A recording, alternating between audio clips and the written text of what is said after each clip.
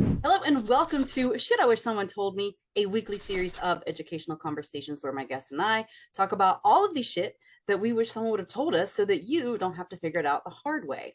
I'm your host, John Renee, and I am an evidence-based life coach that specializes in teaching you the how-to when it comes to helping yourself and learning what works for you so that you can feel confident and reignited with your drive for life. Joining us today, we have Mr. Josh Brintnell of Josh Brintnell on Instagram, Coach Josh Brintnell on TikTok. I'll link all that in the description below. And what we're going to be talking about today is, should I wish someone told me about the evolution of relationships, starting with why we form relationships, how they are fundamental to our flourishing as individuals and as a collective. And we're going to also talk about the mean girls phenomenon. And we are doing all of this with the intention and goal of empowering you to take a look at your relationships and yourself right now and to be like, wait just a minute, so that you can decide if you need to pivot or if you want to keep on keeping on. So as you listen to this episode today, we invite you, we encourage you, we support you, we ask that you ask yourself, how can I use what I'm learning here and now to improve the relational equity of the relationships in my life? So with that being said, let me introduce you to our guest today. Josh is a health and life coach who specializes in helping people overcome stress and anxiety naturally. In his previous life, Josh was a professional musician, which is where he gained his passion for coaching people on the peak performance mindset. Josh values authenticity and vulnerability and is passionate about sharing his experiences with others to help them overcome fear and tap into their full potential. We're going to do some of that today. Thank you for being here again, sir. Is there anything else you'd like to add? No, thank you so much for having me. It's always a pleasure to be on your podcast. Super excited about this chat. I'm super excited as well. And yeah, thank you for being here. So let's go ahead and dive in, shall we? Absolutely. All right. So what we usually do now is we start by answering the question, what is some shit that you wish someone would have told you about the topic? However, today we're going to do things a little bit differently because we need to set you up with some need to knows before we dive in. And so we want to preface with the disclaimer that what we're going to be sharing is a high level overview, and we encourage you to do your own research. So like I mentioned in the beginning, we're going to be talking about why we form relationships, how they're fundamental to flourishing, the mean girls phenomenon, and then we're going to answer some questions that you will probably have by the time we get to that point. So with that, what we're going to touch on first is none other than one of my favorite baselines to start with, Maslow's hierarchy of needs. So just to give you a bit of background on this, this is a theory that was popularized by Abraham Maslow in his 1943 paper, A Theory in Human Motivation, that suggests that we need to experience things in a certain hierarchy. So Maslow concluded that in order to experience feelings of self-esteem and self-actualization, so that confidence, that, meaning feelings of purpose and all of that, we need to first have some other needs met, and we need to go in that order to build in that sequence. So it starts off with the bottom here. If you're watching us on YouTube, you get a visual. If you're listening to us, you can Google it. Or use your imagination. Yeah, use your imagination. So there's a bottom level of a pyramid. And the first level is our physiological needs. So like air, water, food, shelter, that kind of thing. Second level, our safety. So bodily and also in terms of predictability, control, just knowing that, things are certain as, to as much of an extent as something can be. Third, and this is what we are going to be touching on in our conversation today, is the need for love and belonging. So this is where that social aspect comes in. From there, then we are able to experience self-esteem and self-actualization. And so what this is essentially saying, like I said, do your own research. However, what this is saying is that according to this, motivation happens from the ground up. Like we need to have these certain things met before we can actually start to experience and really feel safe to go into that next level. And so the reason that we are bringing that up today is because this is important when it comes to explaining, how effort and motivation are correlated in the context of human behavior. And so what we're going to look at now with that in mind is why we form relationships. And so, Josh, do you want to go ahead and touch on some of this since I've been talking a lot? So that you Well, can yeah, tell the people or add sure. anything. Is there anything else you want to add to Maslow's hierarchy that I might have missed? Just to contextualize, if you think about our basic survival and what would happen, so always in our conversations, if you've been following John's podcast, we often go back to the concept of our most primal behavior. And as humans, if we were thrown out into the wilderness, the number one need you would have is the basics right at the bottom of the period, basically, right? And then once you have those basics fulfilled, you get to the middle of the pyramid, which is the social needs, the social requirements, which is where relationships fit in, and this whole discussion. So really what we're talking about is, yeah, why do we form relationships? It is a fundamental need to our survival. It's not the most basic need, but it is required at a certain point in order for us to thrive as a species. So if you think about hunting together, right?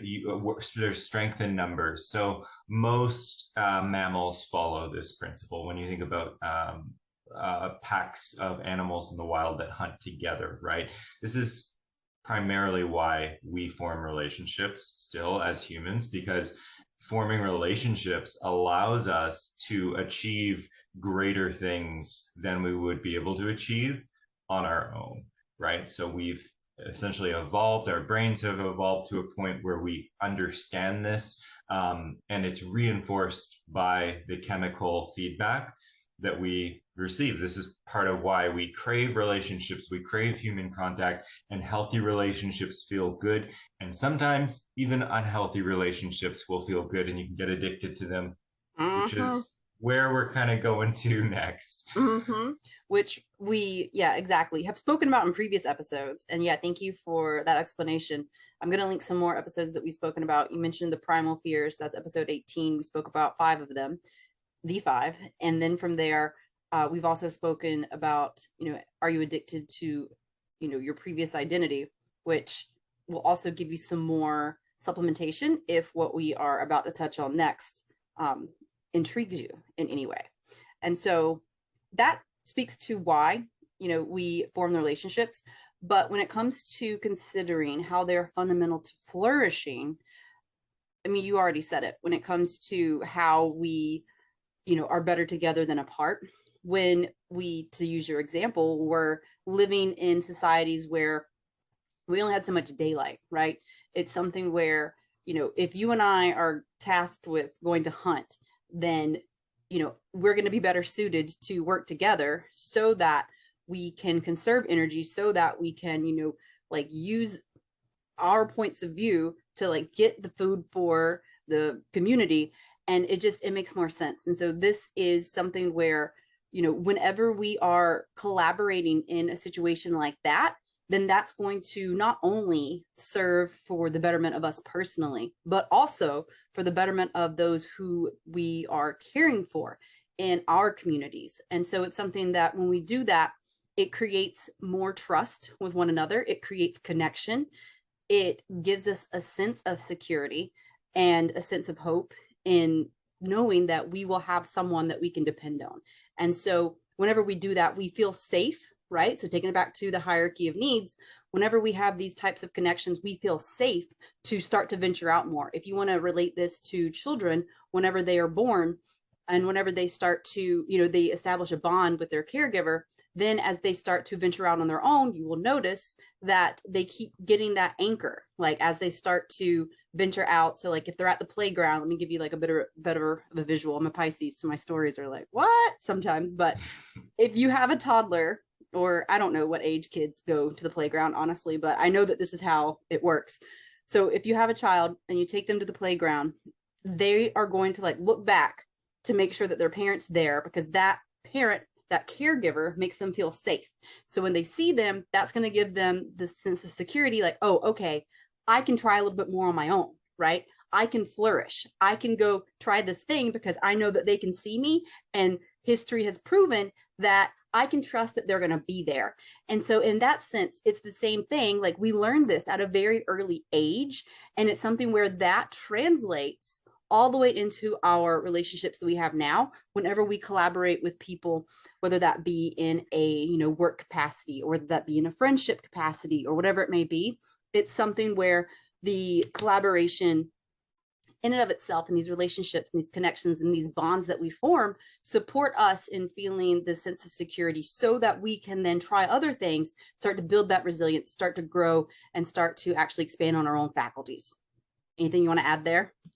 Yeah, no, absolutely. I love that visual, right? A child needs to have that sense of safety in order to feel that they can give themselves permission to play, right? That's Right. and adults, just to add to it, yeah, that's our equivalent of stepping out of the comfort zone, getting creative, doing things that are a little bit more exploratory, right? Right. Um, Things that feel unsafe, which are the things that are vital to our expansion, which is Right. why, if we were to go back to Maslow's hierarchy, social needs are below the next level of needs, right? Right. And what I wanted to add to what you just shared, and thank you for doing that, is if we take it to like a friendship level, like we are creating our relationship dynamic, right? Like that's why when you meet someone, you don't tell them typically your whole story at once. Like you tell them like a little bit until you start to create that bond, you start to create that trust, you start to create the space and cultivate the relationship for a space of authenticity, for a space where you can try new things, where you can, maybe even embarrass yourself, where you can be vulnerable, because you know that that person, history has proven that that person is safe for you to start to see in what other ways you can expand and you can explore, and yeah, you can like start to be better, and you can start to build your resilience. You can start to, broaden and build is the theory known in positive psychology that speaks to when we experience positive emotions. And that's essentially what's happening whenever we're experiencing a positive situation with a person, right? Like that is positive psychology, in the sense that they are supporting us with that feeling, those feelings of security and safety, so that we can broaden our horizons and build on our skills. And so it's something that's another great theory if you're interested in that. And like Josh said, we start to connect with others and reach this place where it's like, okay, I feel seen, known, and heard, right? Like I feel like myself, I feel, or I feel like I need to be some type of a way, right? Because what Josh shared earlier, which was a great preface and prelude, we are going to speak about now, is the whole Mean Girls phenomenon. And I'm going to let you explain that, because this is something where we want to touch on this, because this is about the evolution of relationships, right? So like oftentimes whenever we need that sense of love and belonging, whenever we hope to feel that, and whenever we need to find that so that we can experience our own feelings of self-esteem and self-actualization, if we take it back to Maslow's hierarchy, then it is something where we can find ourselves in those not so healthy relationships. And so let's touch on the Mean Girls phenomenon now, shall we? Yeah, let's get into it. So if you think about your first day of high school, and this is why Mean Girls depicts this so beautifully, right? If you already have a sense of safety, a safety net of relationships, you're going to gravitate towards that. But if you are in a new environment, so often first day of high school is kind of like this, where the playing field has been reset for everyone. You don't necessarily know or have any key relationships, or maybe you have some, but if you take a bunch of people together who feel isolated and they feel insecure, they they will find each other, and they will likely, some of them are going to start to form relationships together.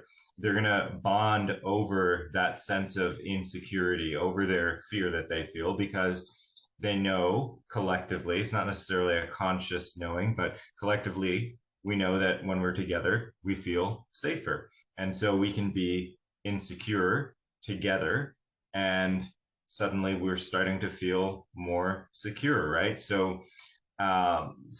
This facilitates an environment where, yeah, like in Mean Girls, you get a bunch of insecure girls together in that movie, right?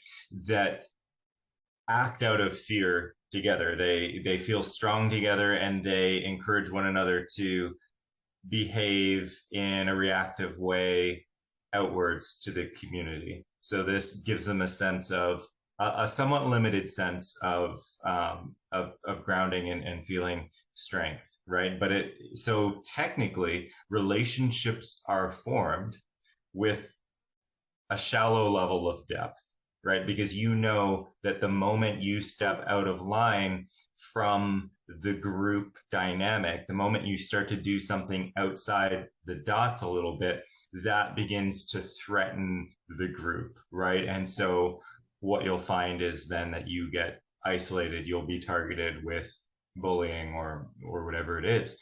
And so that's basically it. This is why we get into unhealthy relationships, is when we form relationships with sort of the bottom layer of our needs in the hierarchy, just fulfilling those without really thinking beyond that, right? Right. Yeah. And as you were talking, I was reminded of a quote that is, people prefer the certainty of misery to the misery of uncertainty. And I think Yeah. that relates here because it's something where even if the relationship isn't great, we know it, right? Like we know that we're not alone in that sense. And so to take it back to what we were talking about, why we form relationships in the first place, for a sense of security, to know that we're not alone, for a sense of safety, then it's something where, well, of course, right? Like if I can conform, like to fit in with this group, like it might not be optimal, but it's something where if no one else is going to, love me and accept me, then I'm going to go for this group. This is why it can be like a very toxic thing when, we can take it from, we can look at different like perspectives, like gangs. Like there are people who, Totally. manipulate and really play on this notion that it's ingrained in us to relate. And despite whatever, the circumstance, the terms and conditions, so to speak, may be, we are going to get our needs met. And so it's something where when this is something that we were talking about in, prep for this conversation, it's something where when we have a relationship dynamic and whenever it's understood between two people, if one of those people starts to shift that dynamic and the other person was depending on that to get a need met, to have their feelings of love and belonging, then it is something where they're likely going to get that need met at whatever cost, right? It might not be something healthy, but it's going to happen because this is just what we do as people. This is just what we do as humans. It's a need. And so when we are in the situation where we've experienced what the healthy relationship feels like, what feelings of love and belonging feel like, and then we start to notice an imbalance, that's an opportunity for us to recognize where can we get that need met that's in either A, within the terms and conditions of the previous relationship where there was a shift, right? Or B, maybe it's time to renegotiate those terms and conditions. That might look like leaving the relationship. That might look like, creating different terms and conditions, whatever the case may be. Like, we no specifics here, like each situation is very unique, but that just speaks to the evolution of it. Like what we enter into a relationship as, it's an opportunity. People hurt in relationships, people heal in relationships. And so, we have the capacity to do both. We oftentimes do experience both. And it's something where your ability to navigate it and to be aware of it is why we're here having this conversation today, because your relationships will evolve. Like you as a person are evolving. And your role in this is to choose in what way you do that. Are you just going to keep on keeping on the same path where you're not really growing? And we're going to talk about the choice of evolution in, a couple episodes from now. But it's something where you have the opportunity to decide how you want to proceed based on the knowledge that you have so that you can leverage your evolution for your benefit. I love it. I think we're gonna get into that, the dynamic of when is it that it's okay to cut the cords on a relationship as we evolve, right? Right. How do we know? Relationships don't always feel good, right? Like, Yes. I think that's a good place for us to go first, because um that is some shit that I wish someone told me, right? Like, relationships do not always feel good. Yeah, we're sort of sold a lie about relationships, right? Right. That relationships should feel good all the time. And at first they do feel good because that's how we're designed, right? That's how our brains are designed for survival. Right. So you will get that chemical feedback early on. You're gonna get, you know, the dopamine hits with new relationships. You're gonna be rewarded by social cues. When somebody looks at you and smiles when you say something and they're engaged in what you have to say, that rewards us, right? And so there's a whole feedback loop that we get into with relationships, but we have to keep in mind that a relationship is not about 50% one person and 50% another. It's about 100% one person and a 100% other person, right? It's like two complete universes interacting with each other. So there, the relationship will not always feel good because we all have our own needs individually. And so friction starts to happen in a relationship when one person's needs maybe differ from the other person, right? So we Yeah. cannot expect all of our relationships at every point in our lives to feel aligned with who we are in the moment. So that's it. Like how do we navigate through that friction when it starts to come up, and what's actually happening there? Well, I think let's first talk about what's happening there. I think, to answer that, love this notion of, yeah, like, we're sold the lie that it's supposed to be sunshine and rainbows, and if it's not, then something's wrong. You need to, like, go to therapy. Like, no, relationships are hard and they are a skill. They are a learned skill. No one ever told you this shit, so that's why we're here. And when we are in that situation where the dynamic shifts, it's often something where, like you said, it's not because necessarily, sometimes the other person, impacted that, right? Like, people trigger us, people, make us feel some kind of a way. The whole sticks and stones bullshit is, no, like, people feelings and emotions can hurt as much as physical pain. So that's bullshit. About sticks and stones, only breaking your bones, in the words, like, that whole thing. But that's to say that when we are in a position where something in the relationship shifts, it's not always the other person, right? Like, it's oftentimes something with the individual. However, since that influences our dynamic, like yours and mine, then I'm going to be present to that, right? Because I'm like, well, hold up, this isn't normal. And what usually happens is, we as individuals, as someone who's the observer, we start to internalize that as it being an us thing. One of the reasons why, not always, but one of the reasons why we do that is because if you were someone who was growing up and you had a caregiver who wasn't able to meet all your needs, let's be honest, like all of us, then it's something where, based on our, believability and their potential to actually keep us safe, we would assume, well, it can't be them because they're the authority. So we would internalize whatever, they were unable to give us as being a problem with us. Fast forward to now, it's something where, when we observe that other person, no longer our caregiver, but that other person we're in a close relationship with, I would say intimate, but I don't want you to think that I mean sexual. I just mean, like, maybe sexual, but just a close relationship with, instead of saying, like, hey, is everything, like, good with you? Like, let's talk about it. Oftentimes we internalize it as something that we're doing. Like, I must have fucked up. Like, I did something wrong. I probably pissed them off when I didn't like do the dishes, like whatever the case may be. Like there's a million different things that we could say. And even if it is something where we're like, hey, let's talk about it, there's so much gray. There's so much gray with this. Even when it is something where we're like, hey, Josh, I'm noticing a shift in our relationship dynamic. Can we talk about this? It might be something where Josh doesn't want to talk about it with me because we don't have those skills, right? Most people don't.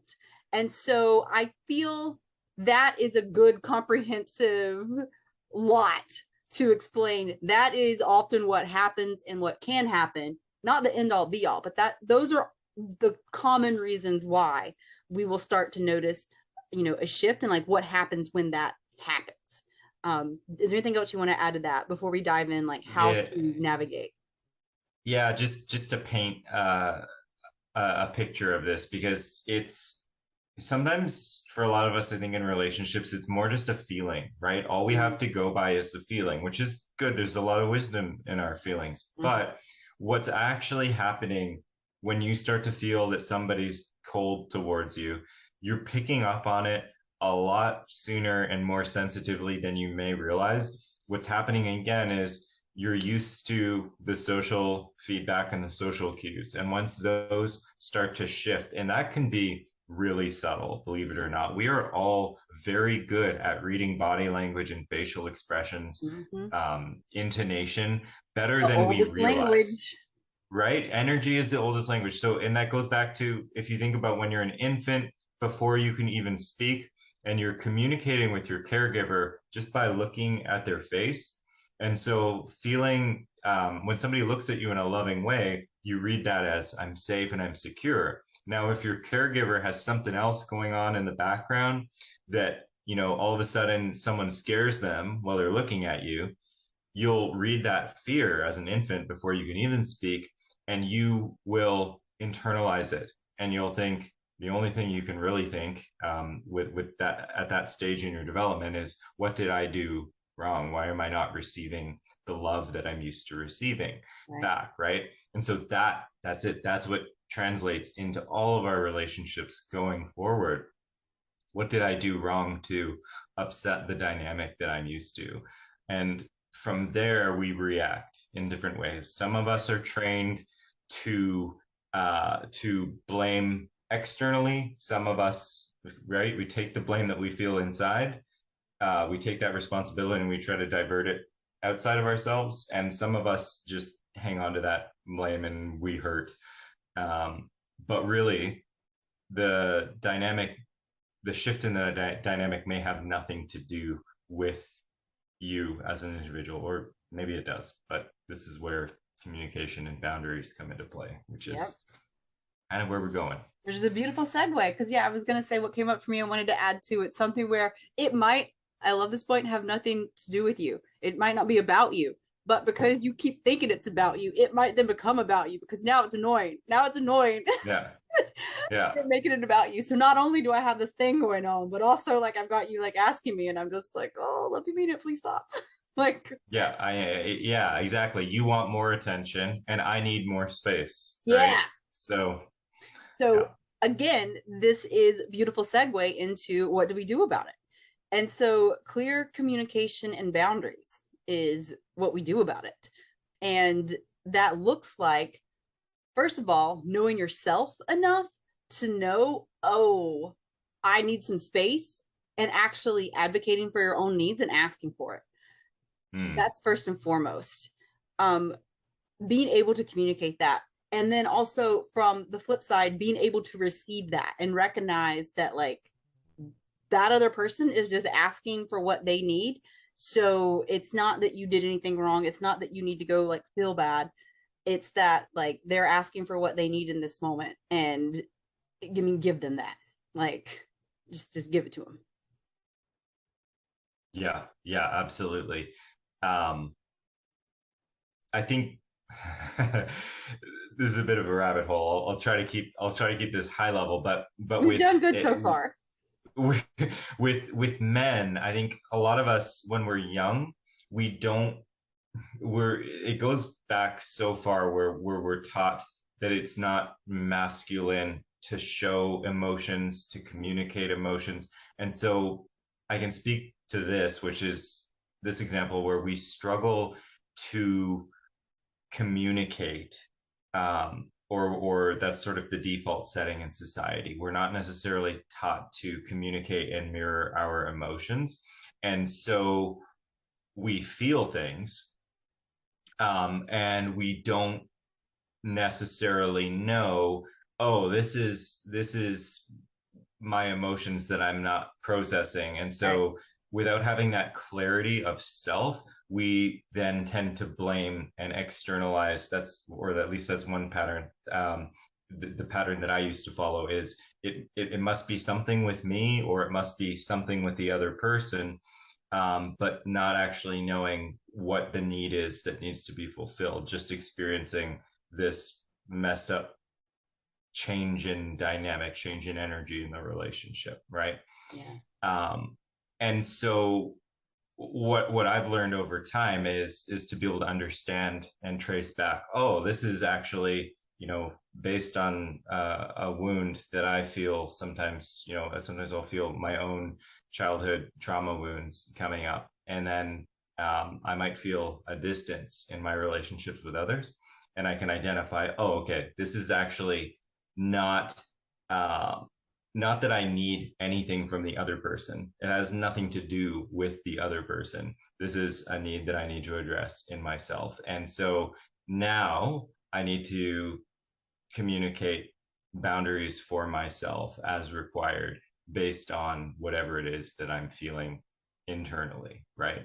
So I think, well, that's not even just a male thing, that's everyone in society. We're not necessarily taught how to establish Right. those boundaries and communicate them. Right. Which, I mean, if you're looking for some boundary shit, Shannon and I did a whole ass boundaries one-on-one conversation, that you could a whole ass workshop on boundaries and then some. So yeah, I think, thank you for articulating that. And to your point, what came up for me is, I mean, if we want to talk about relationships, like a lot of people, in my experience, from what I've seen, use sex as a way to get intimacy and to experience intimacy. Like I Yeah. mentioned intimacy earlier, and how we commonly associate, intimacy with being sexual, but that's not what that means. It is how we have been, told it's okay to actually get intimacy, to actually feel a connection with someone, is through sex. And so that's Mm-hmm. one way to do it. And at the same time, that's not the only way, but it's something where a lot of us use that because we're meeting that need, right? We're meeting that need, we're fulfilling that need for intimacy in a way that society tells us is okay. Yeah, yeah, absolutely. Right. And so, Drop the mic, it's silent, we're like, there's nothing else, that was the show, like that's all we need to say. well, no, but it's true, right? So the needs that the way that we're taught to fulfill our needs in a socially acceptable way, right? That's the path of least resistance for Right. most of us. So it blinds us from understanding what it really means to fulfill our needs in a healthy way. Right. So again, it goes back to the lie that we're sold, right? What does a healthy relationship look like? Well, most of us were programmed with a concept that isn't realistic. So we continue to seek. So if the model that you're sold is the Disney model of a perfect relationship, and that's what you're seeking, when you don't get it, you believe that there's something wrong, and then you are attempting to repair something that may not actually be broken in the Ooh. first place, right? Yeah. And so that leads you to so in a relationship, in a sexual context, if we're taught that sex is a great way to connect, and it is, and it can be, but if that's the way that you know how to connect, and you don't know how to get intimacy through communication because you struggle with boundaries, right?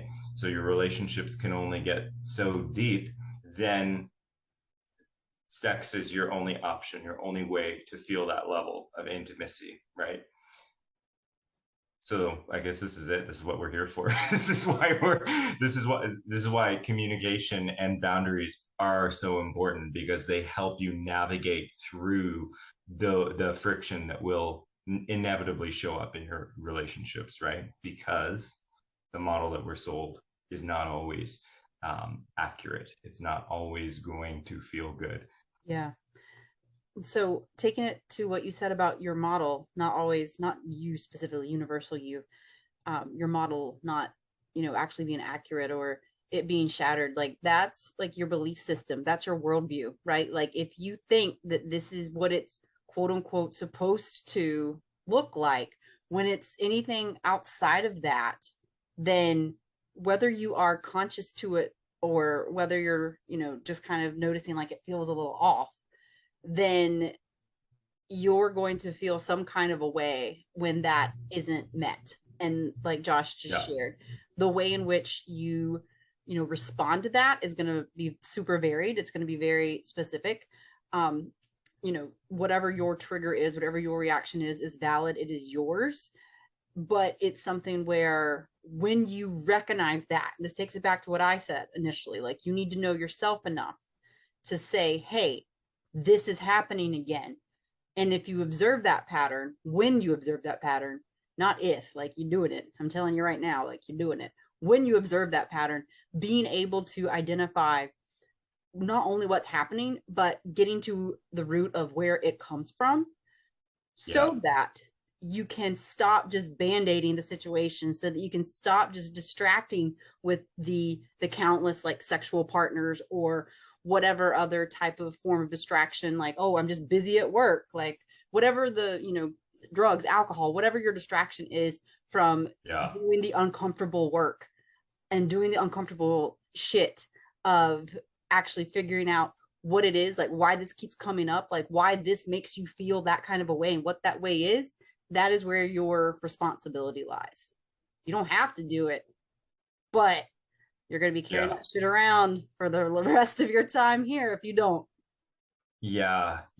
If you're someone who, and this used to be me, and this is a lot of people. So like no judgment, no shame if this is how you feel, but this conversation is particularly helpful if this is you, which is the person who begins to get close and intimate with people and then starts to feel a sense of anxiety in the relationship because you're waiting for the other foot to drop. You're like, oh God, I'm going to screw this thing up. Or you're waiting for the next conflict or whatever. Or they're going to leave.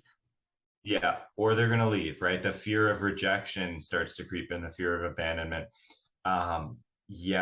Because the model that you're following, that was built by the belief system, right, that you currently have, is not necessarily in alignment with what your experience has been so far. So you're attempting to fulfill that model, to fulfill those needs in a way that is not serving you. Yes. And wow. Okay. Down the rabbit hole. We have places. We have hopped into the rabbit hole and we are like, we're in it. So yes, thank you.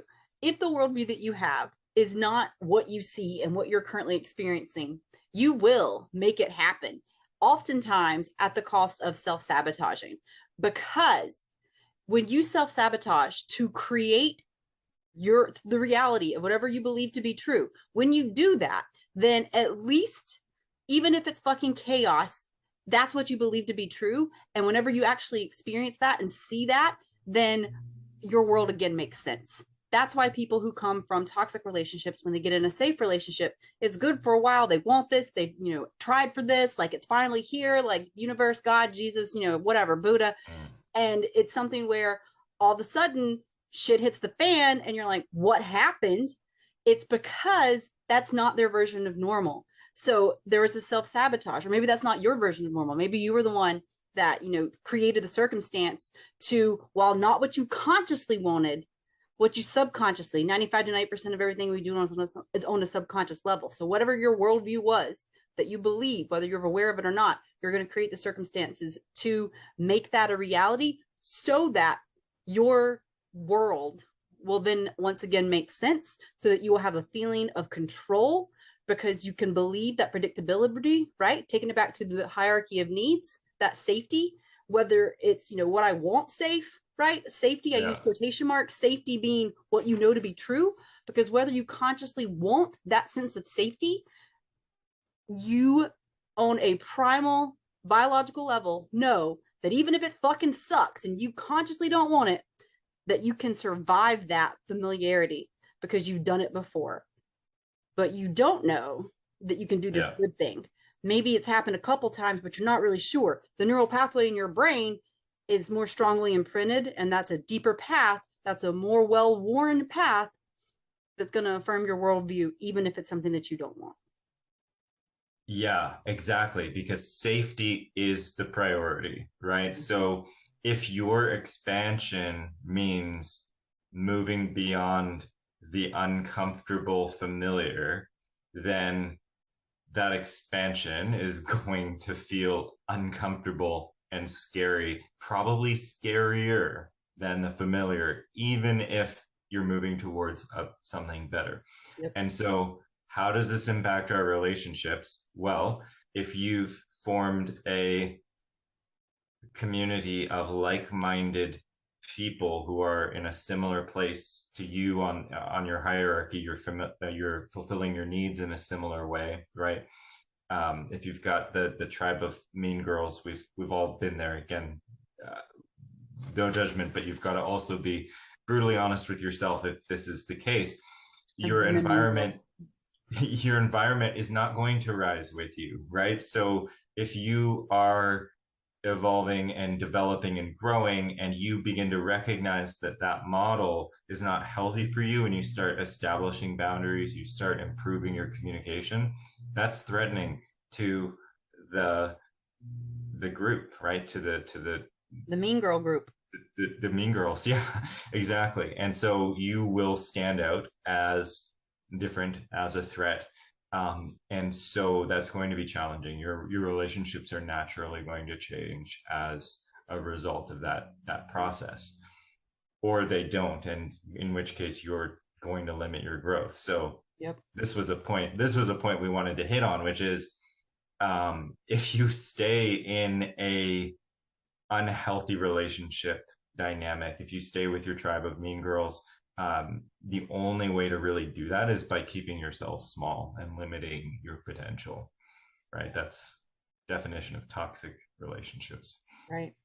Because it doesn't allow you to reach the other levels, right? Because it is something where you are self-abandoning yourself to adhere to the culture of the group. And when you do that, when you are in a toxic group, like attracts like, that's a whole nother rabbit hole we can go down. But in order to fit in with the tribe, like Josh shared, it's something where you're going to act like them. So you are abandoning yourself. If they are negative, then that is not good for you and your mental health, because they're always going to be looking at the negative. They're always going to be this pessimistic kind of, toxic situation where they're pulling other people down, and you're included in that. And so it's important to recognize if you are in a situation like that, and to start to take steps that are going to get you where you want to be based on this awareness. And so I guess hopefully this helps you to understand and reinforces the idea that it's not personal. It's not about you if you start to feel that friction. And some people will rise with you if you're communicating and you're able to sort of, if you're close enough that you're on that page. But that's everybody's individual journey. You cannot force someone to come along with you on your journey. Yeah. And by doing that, by branching out away from the group, you might actually be inspiring someone to do, like Josh was saying, to like join you, because they might have just been fearful because they didn't want to be alone, right? But if they see you doing it, they're like, hell yeah, I've been waiting. These people are assholes. Because we wanted to answer the question, what if I'm the common denominator, right? And we can talk more about this at the after party, but when we are in the relationships and they start to evolve, if it's something where, you know, it's like oftentimes, well, fuck, like all these, like I'm the common denominator, all these relationships aren't working out. And so to that, I want to speak to this before we wrap up, which we're doing. You know, it's something where, yeah, you are the common denominator, right? Like, let's not be like, oh, you're not, like you are, right? And also, it could be that you are just evolving out of all of those relationships, right? And something that we wanted to speak to earlier, and Josh, you said this, um, you know, instead of looking at, you know, is it me, is it them, like pointing the finger, like who's to blame, it's something where it's like, okay, what can you learn from this? Like, how can you practice your communication and your boundaries within this? Like, that's more important than figuring out like who we can blame this on. There's no, yeah, at the end of the day, who to blame isn't the question that's constructive for you to ever be asking. It's Some mean girl how can shit. I, yeah, how can I communicate my needs? How can I communicate my boundaries? And if I'm doing that, are my needs and my boundaries being met? And there's nothing selfish about that. I know a lot of people struggle with, is it selfish to communicate, you know, too many boundaries in a relationship? Again, you have to look at the two unique entities together, right? I am a unique individual, you are a unique individual, and do we um do we have relational equity between us? Are we equally contributing to one another's health and well-being? Yeah. Or is it one-sided? That's the only time a relationship will ever be selfish, is if it's completely one-sided, Right. right? Right. Like if you're the, or if they or you are like the assistant, if you feel like it's an assistant situation, then yeah, it's probably, yeah, like let's you or them. But otherwise, no. One of the things that I want to touch on before we hop off is how to know when it's time to leave a relationship. And with that, I think that, like Josh has shared, like we've spoken about, it's something where like it's two 100% coming together to make 200. And so oftentimes, you know, that looks like, oh, you know, they're experiencing something like I'm picking up a bit more of that than like them, or like vice versa, you know, but it's something where you need to feel like what you are investing is getting returned. Like your return on investment needs to be met at the same caliber. Granted, that might not be every day, right? But it levels out, like in the end. If it's something where you are feeling depleted, then that is an opportunity for you to take a pause and consider, is this relationship serving me? And also, is this relationship serving them? Right? Because it could be something where, Yeah, yeah, yeah. it's like if you are the enabler, if it is very one-sided, then like how are they like learning, you know, about themselves and like to grow and shit. So and we can talk more about that if anyone is interested at the after party. And we can also share, if you want to know, some tips on how to leave the relationship, because uh that's also very gray but very important. So um do you want to comment on that? Do you want us to just leave that there? Y'all can tell us, because we're speaking about the evolution. And so I feel that we've done a pretty comprehensive job of that so far right now. So I don't know if we want to add more ingredients into the stew. No, I think I'm curious to see. I want audience engagement on this one for sure, and then we'll have a good after party conversation. All right, perfect. Yeah. You all tell us. So that brings us to um on Wednesday. Make sure to head to my Instagram at Hey John Renee. I will link it in the description. I'm going to be posting polls because I want to hear about your experience. We want to hear about your experience. We want to know what questions you have for us on the evolution of relationships. And also, we want to know what some shit is that you wish someone had told you about the evolution of relationships. So all that happens on Wednesday. Make sure to head over there and let us know about it. Otherwise, Josh, And where can make you sure find you wear you? pink. Make Make sure sure you you wear wear pink. pink. Yeah, we're wearing our pink. If you're listening, you can't see it, but we're wearing our pink. We planned it. Look, even the microphone is pink for us to say that. Oh, So where can they find you? What do you have going on? yeah. Find me on Instagram, Josh Brintnell. on TikTok as well, Coach Josh Brintnell. That's it for now. I have a signature 12-week coaching program for stress and anxiety. If you are interested in knowing more about that, be sure to follow my socials. I'll be posting sort of registration and all that for fall actually very shortly. Perfect. Okay, so I will make sure to link all of that in the description. At the beginning, y'all, we asked you to consider how can you use what you were learning today, what you have learned at this point, to improve the relational equity of the relationships in your life. And so I encourage you to think about that. Let us know if it serves you. Comment, slide into our DMs. Let's talk about it. Where you can contact us will be again in the description below.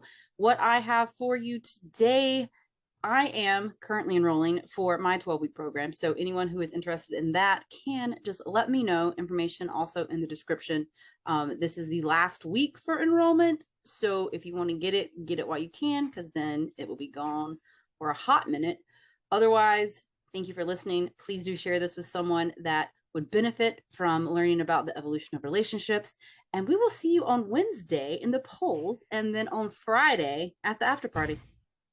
All right. Have a great week, y'all. We'll see you then. Thank you. Bye-bye. Bye.